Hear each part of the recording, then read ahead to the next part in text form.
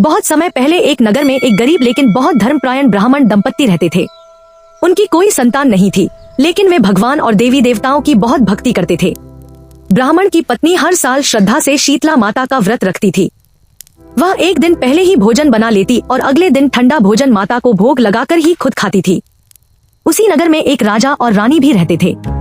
रानी बहुत घमंडी थी। उसने एक बार ब्राह्मणी को व्रत करते देखा तो हंसते हुए बोली, यह कैसी पूजा है? ठंडा खाना खाकर भी कोई देवी खुश होती है?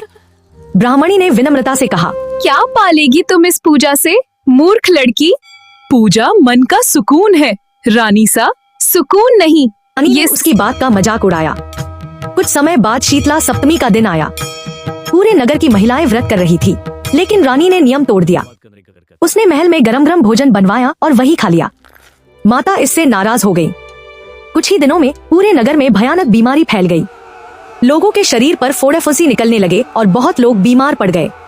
राजमहल भी इससे बच नहीं पाया। रानी का छोटा राजकुमार भी बहुत बीमार हो गया। रानी बहुत दुखी होकर रोने लगी।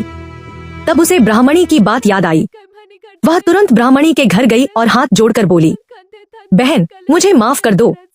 मैंने तुम्हारी बात का मजाक उड़ाया था। अब मेरे बेटे की जान बचाने का कोई उपाय बताओ। ब्राह्मणी ने कहा, अगर तुम सच्चे मन से शीतला माता का व्रत और पूजा करोगी तो माता जरूर कृपा करेंगी। रानी ने उसी दिन से व्रत रखा। उसने ठंडा भोजन बनाकर माता को भोग लगाया और सच्चे मन से प्रार्थना करने लगी। रात को अचानक महल में तेज प्रकाश फैल गया। उस प्रकाश के बीच शीतला माता का दिव्य रूप प्रकट हुआ। माता गधे पर सवार थी। उनके लंबे काले घने बाल हवा में लहरा रहे थे। उनके हाथ में झाड़ू और कलश था और उनके चेहरे से अद्भुत तेज निकल रहा था। माता ने रानी से कहा, रानी, जो मनुष्य घमंड करता है और मेरे नियमों का अपमान करता है उसे कष्ट झेलना पड़ता है, लेकिन जो सच्चे मन से पश्चाताप करता है उसे मैं क्षमा भी कर देती हूँ। माता ने राजकुमार को आशीर्वाद दिया।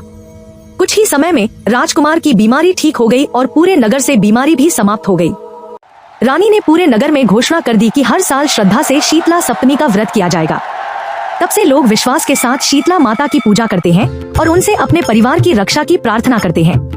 कथा से शिक्षा, देवी देवताओं के नियमों का सम्मान करना चाहिए। घमंड से हमेशा नुकसान होता है। सच्चे मन से पश्चाताप करने पर माता क्षमा कर देती है।